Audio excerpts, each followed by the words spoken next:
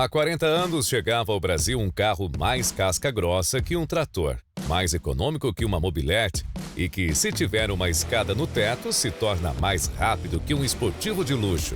Estamos falando do lendário Fiat Uno.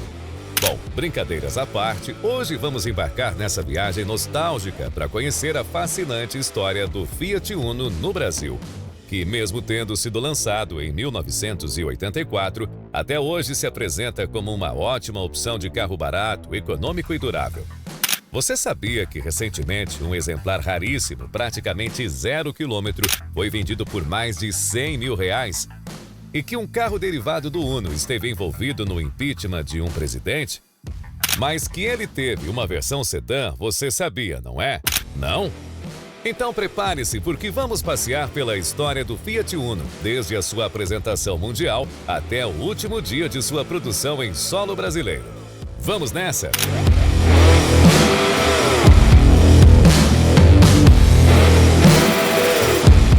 No dia 19 de janeiro de 1983, em Cabo Canaveral, na Flórida, local famoso pelos lançamentos espaciais, foi palco de outro tipo de evento.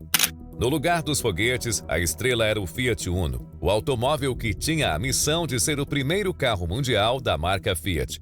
Ele foi apresentado ao mundo de forma grandiosa diante de mais de 700 jornalistas internacionais. Seu design quadrado e simples foi obra de Giorgetto Giugiaro, um renomado designer de automóveis que, em 1999, foi premiado como o designer automotivo do século.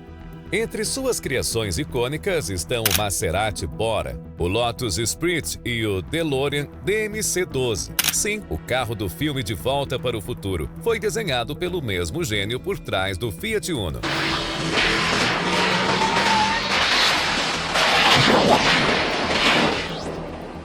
Giugiaro não só desenhou um carro, ele criou um ícone. O Fiat Uno rapidamente se tornou um sucesso global e chegou ao Brasil no ano seguinte, em agosto de 1994, sendo produzido na fábrica da Fiat em Betim, Minas Gerais. Como é comum por aqui, a versão brasileira sofreu algumas modificações em relação à original. Para enfrentar nossas ruas e estradas de péssima qualidade, o Uno recebeu ajustes no sistema de suspensão. A suspensão original foi substituída pela suspensão traseira independente usada no Fiat 147. Com essa alteração, não havia espaço para colocar o step dentro ou debaixo do porta-malas, como de costume. A solução foi colocá-lo no compartimento do motor, resultando em um capô ligeiramente mais alto na versão brasileira em comparação com a original italiana. Por falar em motor, o usado no Uno também era o mesmo motor do Fiat 147. A versão Uno S tinha um motor de 1.05 litro com 52 cavalos de potência, enquanto a versão Uno CS trazia um motor 1.3 litros com 58 cavalos. Naquela época, carros com motores de cilindrada menor que 1 litro até 999 centímetros cúbicos pagavam mais impostos. Guarde essa informação, pois ela será importante mais adiante. Por aqui, grande parte do público não aprovou de imediato o design quadradão do carro, que acabou ganhando o apelido de bota ortopédica. Além disso, a suspensão recebeu críticas por não ser muito confortável e exigir muita manutenção. Mas nem tudo eram críticas. O Uno vinha com um câmbio manual de 5 marchas, um avanço significativo para uma época em que a maioria dos carros tinha transmissão de apenas 4 velocidades. Em 1985, um ano após a chegada do Uno no Brasil, foi lançada a versão esportiva SX, sigla para Esporte Experimental. Essa versão trazia um carburador de corpo duplo que aumentava a potência do motor 1.3, passando de 58 para 71,4 cavalos na versão a gasolina. Também havia uma versão movida a etanol que alcançava 70 cavalos de potência. Agora, se eu disser para você que o Uno também teve uma versão sedã, ainda em 1985, pensando em oferecer mais espaço interno, a Fiat lançou a versão sedã do Uno, batizada de Fiat Premium. Essa nem eu sabia, apesar de se destacar pelo bom aproveitamento do espaço interno, sendo o sedã com maior capacidade de porta-malas da época e o primeiro carro com computador de bordo do Brasil. O modelo teve vendas tímidas aqui no país. Já na Argentina, onde recebeu o nome de Fiat Duna, foi campeão de vendas. Em 1994, depois de 180 mil unidades comercializadas por aqui, a Fiat cessou a fabricação do prêmio no Brasil e o modelo passou a ser importado da Argentina. Mas logo depois, sua venda foi encerrada aqui no Brasil para dar lugar ao Fiat Siena. Mas essa não foi a única versão derivada do Fiat Uno. Tivemos outras, como o Fiat Elba, por exemplo, que foi lançado em 1986. Ele era a versão perua e muitos brincavam que era uma versão esticada do Uno. Ela foi produzida nas versões 3 e 5 portas. Fora do Brasil, o carro recebeu o nome de Fiat Duna Weekend.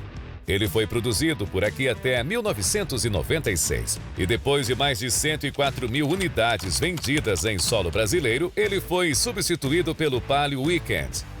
Agora você não lembra de nenhuma outra informação importante sobre o Fiat Elba? Deixe eu refrescar a sua memória.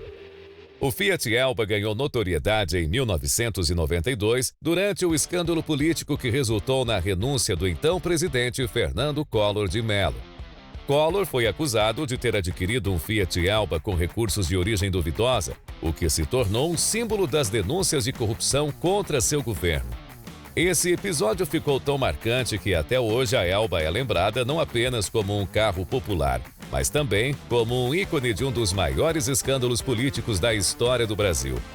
Mas vamos deixar o Collor de lado por enquanto, porque ele também foi decisivo em outro episódio que ajudou no sucesso do Uno. Daqui a pouco falamos sobre isso. Antes ainda precisamos falar sobre outras duas versões derivadas do nosso Uninho. Você sabe quais são elas? Deixe nos comentários. Se você falou Fiorino, acertou. E eu não sei se você sabe, mas a Fiorino tinha duas versões. A Fiorino Picape e a Fiorino Furgão. Essa última sendo fabricada até hoje. A Fiorino já existia antes do Uno, sendo uma versão do Fiat 147. Foi na segunda geração lançada em 1988 que ela passou a integrar a gama de derivados do Fiat Uno. Foi a Fiorino Picape que abriu caminho para o sucesso de sua sucessora, a Fiat Strada. O próprio Uno também foi ganhando novas versões ao longo dos anos, com a versão Uno 1.5R, uma versão mais esportiva da linha que foi lançada em 1987. Em 88, ano em que foi lançado as Fiorinos de segunda geração, também foi lançado o Uno Furgão 1.3. No começo dos anos 90, o Uno ainda ganhou a versão 1.6R, e foi justamente no começo da década de 90 que Fernando Collor de Mello indiretamente ajudou para concretizar o sucesso do Fiat Uno. Antes de falar como isso aconteceu, deixa eu pedir para você se inscrever no canal, ativar as notificações, deixar o like no vídeo. Estamos em uma campanha para bater 1 milhão de inscritos até o fim do ano. Contamos com a sua ajuda. A partir dos anos 90, o Uno iniciou um dos períodos mais icônicos de sua história. Nesse contexto, o então presidente Fernando Collor de Mello desempenhou um papel crucial para a criação do Uno Mille. Com a abertura do mercado brasileiro para importações e com medo disso afetar a indústria automotiva nacional, Collor implementou uma série de reformas fiscais que incluíram a redução de 50% nos impostos sobre carros com motores abaixo de 1.000 centímetros cúbicos. Com isso, começou uma corrida entre as 4 grandes montadoras da época, Fiat, Volkswagen, Ford e Chevrolet, para produzirem o primeiro carro 1.0 do Brasil, segmento que não era atrativo até então. A vitória da Fiat, que lançou o Uno Mille em 1990, que se tornou o primeiro carro 1.0 do mercado brasileiro, com um motor de 994 centímetros cúbicos. O Uno Mille era extremamente econômico e se beneficiava da redução de impostos, o que fazia com que ele custasse praticamente 40% mais barato que qualquer outro carro zero da época. Além do sucesso do Uno Mille, a Fiat também lançou a versão 1.4 Turbo em 1994, que trazia um motor mais potente e um apelo esportivo. A campanha publicitária dessa versão contou com o famoso piloto Rubinho Barrichello, que ajudou a destacar o desempenho superior do modelo. Em 1997, depois do lançamento do Palio no Brasil, a Fiat decidiu focar exclusivamente na produção do Uno Mille, descontinuando outras versões. No entanto, isso não significou o fim das inovações para o modelo. Várias versões interessantes surgiram após esse período, como o Uno Mille Fire, lançado no início dos anos 2000, que trouxe melhorias em eficiência e desempenho. Em 2010, a Fiat lançou a segunda geração do Uno, com um design completamente renovado e ainda mais recursos tecnológicos. Essa nova versão manteve o espírito econômico e versátil do original, mas com um toque moderno com um designer mais arredondado que atraiu uma nova geração de consumidores. Em 2013, para marcar a despedida do primeiro modelo, a Fiat lançou a versão especial Uno Grazie Mille, com apenas 2.000 unidades numeradas. Essa edição comemorativa celebrou a trajetória do Uno com uma série de itens exclusivos e um acabamento diferenciado. Uma verdadeira homenagem ao carro que conquistou o coração dos brasileiros. Em 2021, a Fiat anunciava o fim da produção de carros Uno no Brasil. No final daquele ano, a Fiat apresentou a série especial de despedida, o Uno Ciao, que teve apenas 250 unidades numeradas. Em seu lugar, a Fiat apostou no Mobi.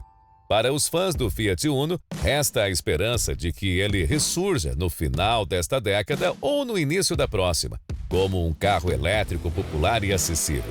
O CEO global da Fiat, Oliver François, já disse que pretende resgatar nomes históricos da marca com a futura geração de veículos elétricos italianos.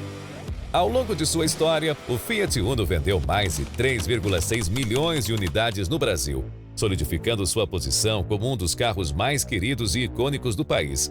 Seu legado vai além das piadas e memes. Ele simboliza a resistência, a economia e a versatilidade do brasileiro. Muitas famílias têm histórias emocionantes e engraçadas envolvendo esse carro, mostrando que o Uno é, de fato, uma lenda.